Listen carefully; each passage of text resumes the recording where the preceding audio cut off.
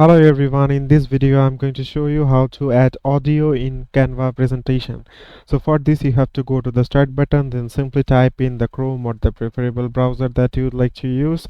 Then simply type in www.canva.com in the search bar, and then simply log into your own page and or log into your own account, and after that open up the presentation that you would like to edit. So for example, I would like to add audio to this one. Then what you need to do is simply go to the audio option from the left hand side navigation bar. Just simply click on it, then choose our audio from here. So let's say I would like to press this one, and here you can see that we have already pressed the audio, and you can just simply cut it down according to your preferences. So let's say I would like to just simply make it short, and I would like to do place it to another place. Here you can see, and you can also add another music. So let's say I'd like to add another music here. So just simply click on it, and here you can see that the music is already added to the second slide only.